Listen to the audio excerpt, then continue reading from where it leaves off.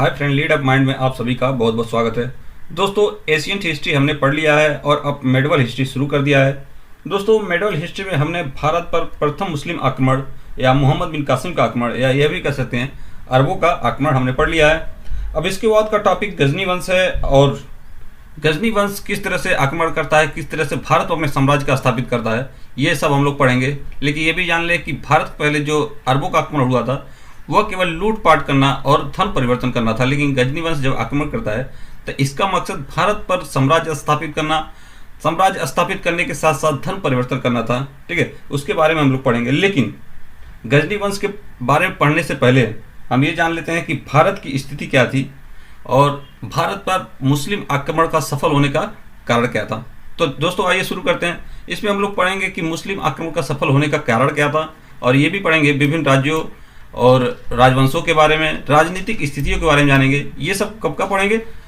मुस्लिम आक्रमण होने से पहले भारत की जो स्थिति थी उसके बारे में पढ़ेंगे और भारत की क्या सामाजिक स्थिति थी उसके बारे में पढ़ेंगे। सामंतों के बारे में पढ़ेंगे।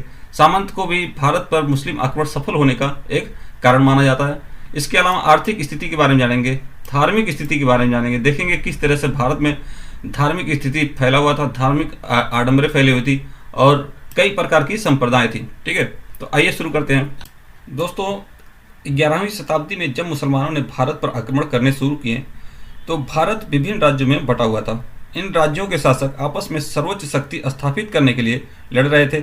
आपसी ईर्ष्या और दोष के कारण वे विदेशी आक्रमणकारियों का संगठित होकर सामना न कर सके और उनकी पराजय का यह एक प्रमुख कारण था। आगे देखते हैं। 712 ईस्वी में अरबों ने सिंध और मुल्तान दोनों राज्यों को विजय कर लिया था। हम लोगों ने अरबों के आक्रमण में ये टॉपिक पढ़ा था। ठीक है, ये दोनों हिंदू राज्य यदि संगठित होकर विदेशी द्वारा विजय किए जाने का विरोध करते तो अवश्य सफल होते हैं, लेकिन परस्पर शत्रुता के कारण ये राज्य मुसलमानों की अधीनता में बने रहे और 871 ईस्वी में इन राज्यों ने किसी तरह खलीफा के प्राधिपत्य का अंत कर दिया और स्वतंत्र हो गए। ये राज्य अपनी विशेष स्थिति के कारण समय समय पर खलीफा के प्रति नाम मात्र को स्वामी भक्ति प्रगति करते रहे। कई राजवंश आए और कई राजवंश चले गए। ठीक है, इसके बाद आगे देखते हैं। 11वीं शताब्दी के प्रारंभ में मुल्तान में कारमाथियन जाति का शासक फतेह दाऊद राज्य कर रहा था और अपनी योग्यता के लिए लोकप्रिय था। और सिंध में अरब के मुसलमान राज्य कर रहे थे क्योंकि अरबों ने सिंध पर आक्रमण करके उस पर विजय हासिल कर लिया था। अब इसके बाद हम लोग देखेंगे हिंदू शाही साम्राज्य। भारत में मुस्लिम आक्रमण पर हिंदू शाही साम्राज्य कहाँ तक फैला हुआ था उसके बारे में पढ़ लेते हैं। इस राज्य की सीमाएं जो थी चिनाब नदी से लेकर हिंदू कुश पर्वत तक फैली हुई थी। काबुल इसी राज्य के अंतर्गत आता था। अरब के शासक इस राज्य को 200 साल के भरसक प्रयत्नों से भी विजय न कर सके। अंत में इन्हें अफगानिस्तान काबुल सहित छोड़कर जाना और नई राजधानी उधमपुर बनाई। जयपाल 10वीं शताब्दी के अंत में यहाँ का शासक था। वह अपनी वीरता और योग्यता के लिए प्रसिद्ध था, किंतु विदेशी विजेताओं का सामना करने में असफल रहा। दोस्तों, अब कश्मीर की स्थिति भी देख लेते हैं। कश्मीर की स्थिति क्या थी? ठीक है, कश्मीर का एक प्रसिद्ध शासक शंकर वर्मन था। उसके उपरांत पर्वगुप्त और क्षेमगुप्त शासक बने। क्षेमगुप्त की पत्नी का नाम दीदा था और मुसलमानों के पंजाब पर आक्रमण करने के समय कश्मीर का शासक जो था, कश्मीर का शासन एक नारी के अधीन था, यानी दीदा के हाथ में था। कश्मीर का राज्य मुख्य राज्यों में से एक था। इसके शासक को हिंदुस्तानी साम्राज्य और कन्नौज के साथ युद्ध लड़ना पड़ा। कश्मीर का एक प्रसिद्ध शासक शंकर वर्मन था। उसकी अधीनता में राज्य की सीमा का अनेक दिशाओं में विस्तार हुआ। दोस्तों, अब हम कन्नौज के बारे में थोड़ा जान लेते हैं। क्या था कन्नौज का स्थिति? दोस्तों, 9वीं शताब्दी के मध्य से कन्नौज में प्रतिहार वंश राज्य कर रहा था। प्रतिहार वंश श्री राम के भ्राता लक्ष्मण को अपने वंश का संस्थापक मानते थे, लेकिन कुछ विद्वानों का मानना है कि प्रतिहार वंश जो था गुर्जर के संतान थे।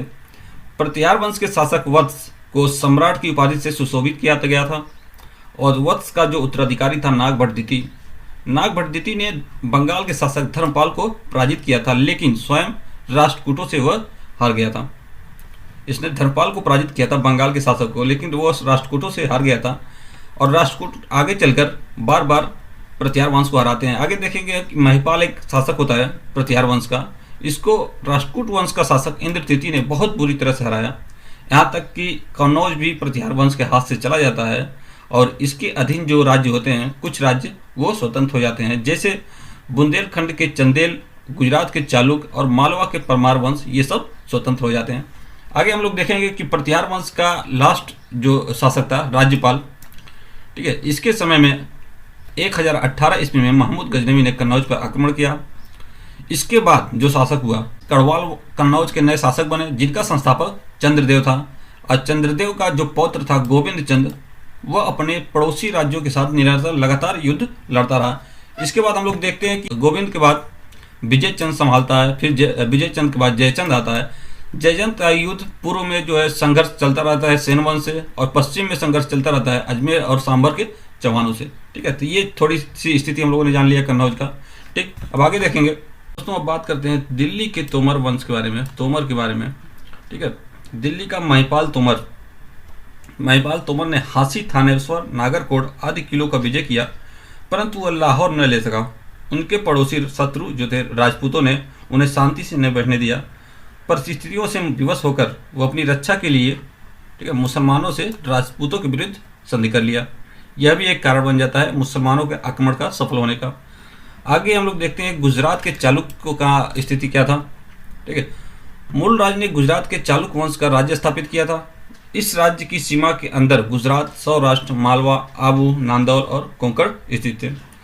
इस राज्य के शासकों का क्रम इस प्रकार था: कुमारपाल, फिर अजयराज, फिर मूलराज, फिर भीम द्वितीय, ये सब शासक हुए। मालवा के परमार वंश की बात करें तो भोज महान ने हिंदू जाति में एक नई जीवन ज्योति प्रेरित की थी। इसके बाद हम लोग बात करेंगे बंगाल का पाल वंश। थोड़ी थोड़ी जानकारी हम लेंगे क्योंकि ये सब हम लोग पहले पढ़ चुके हैं। ठीक है, बंगाल का पाल वंश के बारे में पढ़ेंगे। पाल वंश के राजा देवपाल ने बहुत समय तक राज्य किया। पाल वंश का राजा जो देवपाल था बहुत समय तक राज्य किया। पाल वंश के राजाओं को कन्नौज के प्रतिहारों से युद्ध करना पड़ा था और उनकी प्रजा की दुर्दशा हुई थी। 11वीं शताब्दी के प्रारंभ में महिपाल प्रथम ने बंगाल पर राज्य किया और वह महमूद गजनवी का समकालीन था। ऐसा प्रतीत होता है कि बंगाल जो है कुछ भाग पर स्वतंत्र हो गया था, कुछ भाग उसका बंगाल का स्वतंत्र हो गया था। उसके राजा नाम मात्र ही अधीन रह गए थे। जिस समय महमूद गजनवी ने भारत पर आक्रमण किया था उसी समय राजेंद्र चोल ने भी भारत पर आक्रमण किया था। जिस समय महमूद गजनवी ने बंगाल पर आक्रमण किया, भारत पर आक्रमण किया, उसी समय राजेंद्र चोल ने बंगाल पर आक्रमण किया था। इस वजह से, इस कारण से बंगाल के लोगों की हानि हुई थी, बहुत भारी मात्रा में हानि हुई थी। दोस्तों, अब दक्षिण के राज्य के बारे में थोड़ा जान लेते हैं। उत्तर भारत की तरह दक्षिण भारत में भी कल्याणी के चालुक्य, कांची के चोल और मदुरा के पांड्य वंशजों ने आपस में प्रभुत्व के लिए संघर्ष कर रहे थे। चोल और चालुक्य वंश के लोगों के बीच घोर संघर्ष चल रहा था। मुसलमानों ने भारत पर आक्रमण कर दिया इसी दौरान। ठीक है, तो ये भी एक कारण माना जाता है। और आगे देखेंगे प्रतिहार वंश के लोग मुसलमानों के शत्रु थे। प्रतिहार वंश के लोग जो थे मुसलमानों के शत्रु थे, यही मुसलमानों का घोर विरोध कर रहे थे, मतलब उनके आक्रमण का विरोध किए। लेकिन राष्ट्रकूट वंश उनके मित्र थे, किसके? मुसलमानों के। प्रतिहार वंशजों ने मुसलमानों के आक्रमणकारियों का घोर विरोध किया। प्रतिहार वंशजों ने मुसलमान आक्रमणकारियों का घोर विरोध किया, परंतु प्रतिहार और राष्ट्रकूट और पाल वंशों के त्रिपक्षीय संघर्ष के कारण ये लोग कन्नौज के लिए आपस में लड़ रहे थे। ठीक है, तो इस त्रिपक्षीय संघर्ष के कारण, इस त्रिपक्षीय परिणाम के स्वरूप प्रतिहार राज्य का पतन हो गया, क्योंकि ये तीनों आपस में संघर्ष कर रहे थे। इन तीनों के आपस में संघर्ष करने के कारण प्रतिहार वंश का पतन हो गया। ठीक, मुसलमानों के आक्रमण का विरोध करने वाला कौन था? प्रतिहार वंश था, लेकिन प्रतिहार वंश का पतन हो गया। इससे क्या हुआ? मुसलमानों का काम आसान हो गया, और यह भी एक कारण माना जाता है मुसलमानों के आक्रमण का सफल होने का। ठीक, आगे देखेंगे जहां जयपाल एक महान देशभक्त था, ठीक है, वहीं अंगपाल स्वार्थी था, और इस प्रकार विदेशी आक्रमणकारियों का कोई जोरदार विरोध नहीं हो पाया। यह कहा जाता है कि जब तराई के युद्ध में पृथ्वीराज चौहान की हार हुई, तो कन्नौज के राजकुमार जयचंद ने उत्सव मनाया था। उत्सव क्यों मनाया था? क्योंकि पृथ्वीराज चौहान ने जयचंद की पुत्री को यानी संयुक्ता को उठा लाया था स्वयंवर से और उससे शादी कर ली थी। ठीक है, इस वजह से जयचंद ने उत्सव मनाया और रंगरंगलियाँ मनाई। ठीक है, हर घर में मिठाइयाँ बांटी। ऐसा वातावरण जो है विदेशी आक्रमणकारियों के लिए बहुत अनुकूल हो जाता है। ये भी एक कारण माना जाता है। ये आपसी मतभेद की वजह से मुसलमानों का आक्रमण सफल हुआ। अब आगे देखेंगे दोस्तों, अब हम सामाजिक, आर्थिक और धार्मिक दशा के बारे में थोड़ा सा बात कर लेते हैं। भारत के राजनीतिक तथा प्रशासनिक ढांचे में प्रांतीयता, अस्थिरता तथा अव्यवस्था विद्यमान थी, जिसका मुख्य कारण उस समय प्रचलित भूमि प्रणाली था। मुख्य कारण क्या था? भूमि प्रणाली। दोस्तों, राजा भूमि प्रदान किया करता था और उसके बदले में भूमि प्राप्त करने वाले सामंत को राजा के लिए सैनिक और धन की व्यवस्था करनी पड़ती थी।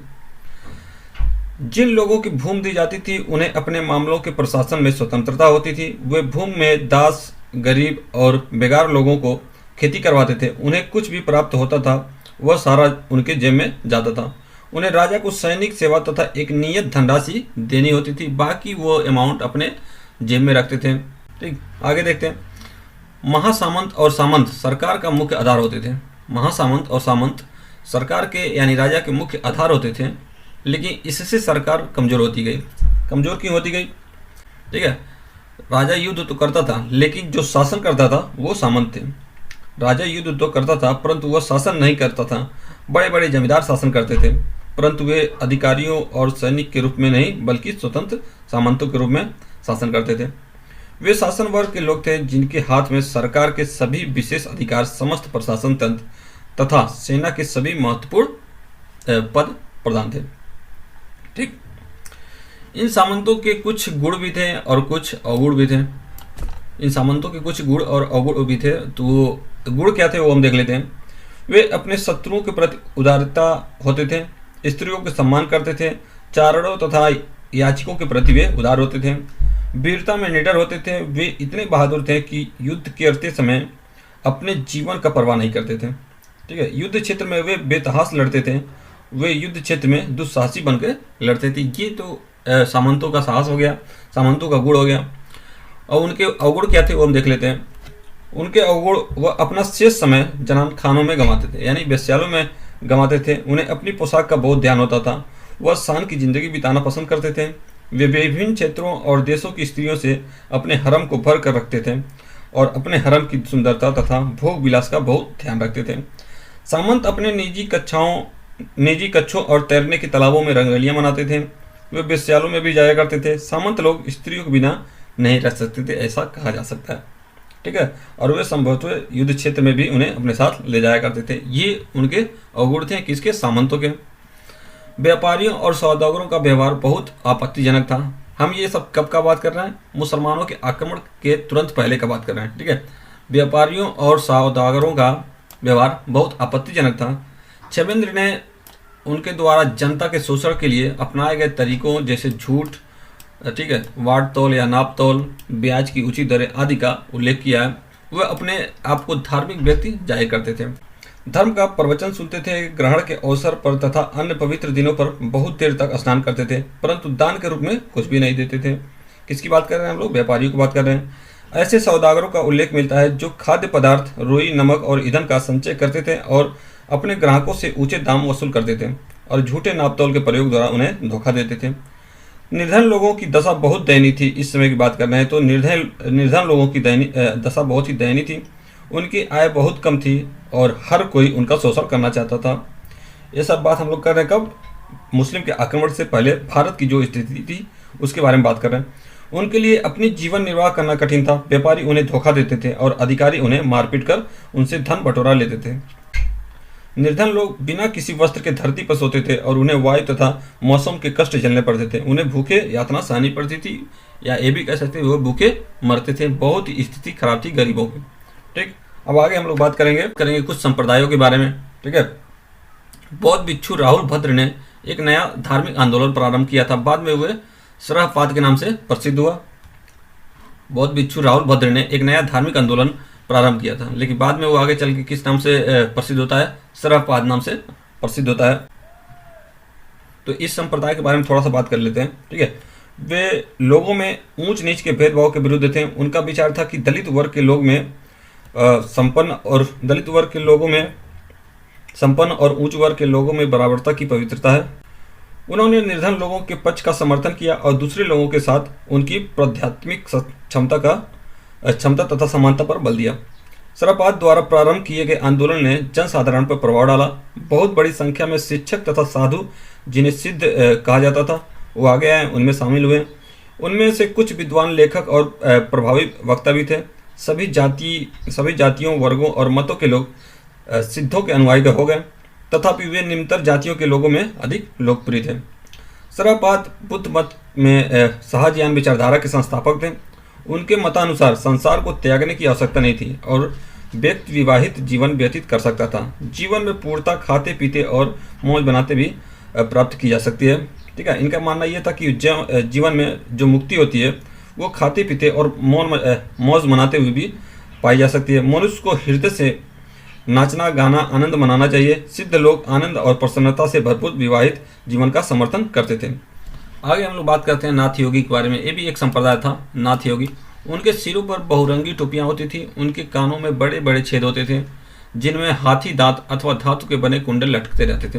उनके हाथों में लंबी छड़ होती थी, ठीक है। उनके गलों में भिन्न भिन्न रंगों के कपड़े की चादरें लटकती थी। वे खड़ाऊ पहनते थे। वे तुरही तथा भेरी बजाते हुए घर घर जाया करते थे। मदिरा गाजा तथा धतूरा जैसी नशीली वस्तुओं का प्रयोग करते थे। वे सामान्य रूप से हर नशीली वस्तुओं का प्रयोग किया करते थे, ठीक है।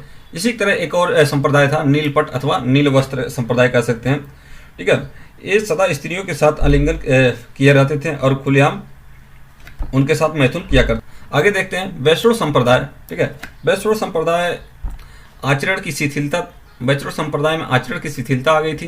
राधा और कृष्ण के प्रेम का अत्यंत आपत्तिजनक ढंग से वर्णन किया जाता था।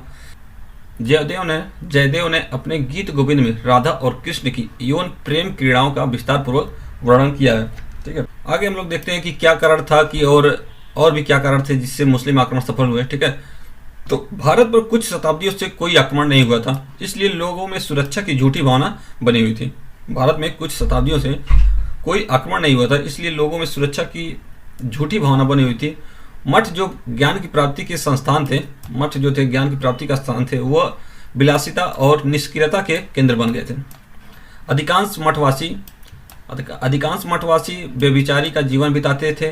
मंदिरों में देवदासी की प्रथा व्याप्त हो गई थी। बहुत बड़ी संख्या में अविवाहित लड़कियां मंदिरों में देवताओं की सेवा के लिए समर्पित कर दी गई थी। इससे मंदिरों में भ्रष्टाचार और वेश्यावृत्ति का बोलबाला हो गया था, ठीक है। इससे ये कह सकते समाज एक तरह से बहुत खराब हो चुका था। अब आगे देखते हैं, कुछ सदियों तक शांति रहने, अच्छा व्यापार होने और उपनिवेश बनाने से प्रचुर धन संपत्ति एकत्रित हो गई थी, ठीक है। तथापि राजनीतिक व्यवस्था छीड़ हो गई थी। एकत्रता की भावना का अभाव हो गया था। भारतवर्ष के प्रादर्श को लोग पूरी तरह भूल चुके थे। देशभक्ति की भावना का अभाव हो चुका था। विदेशी आक्रमणकारियों का प्रतिरोध करने का कोई संकल्प नहीं था। एक भ्रष्ट सामंतशाही का बोलबाला था। केवल राजवंशी हितों के कारण ही लोग में संगठन देखने को मिलता था और मुसलमान आक्रमणकारियों के प्रतिरोध हेतु भारतवासियों को कोई तैयार करने के लिए यह पर्याप्त नहीं था। पर्याप्त नहीं था। इस वजह से मुस्लिम आक्रमण भी सफल हुआ। दोस्तों अब आगे देखते हैं, दक्षिण भारत में स्थिति जो थी इससे थोड़ा भिन्न थी, ठीक है। वहाँ चोल, पल्लव तथा पांड्य वंशों के राष्ट्रीय राजतंत्र शासन कर रहे थे। कुल मिलाकर देखा जाए तो मुसलमान आक्रमणकारियों का सफलतापूर्वक मुकाबला करने के लिए भारत पूरी तरह से तैयार नहीं था। दोस्तों ये टॉपिक तो खत्म हुआ। ये अब इसके बाद हम लोग पढ़ेंगे गजनी वंश के बारे में, किस तरह से गजनी वंश आक्रमण करता है, भारत पर शासन करता है, उसके शासन के बारे में पढ़ेंगे, ठीक है। वीडियो अच्छी लगे तो सब्सक्राइब करें और लाइक करें, दोस्तों के साथ शेयर भी करें। Thank you.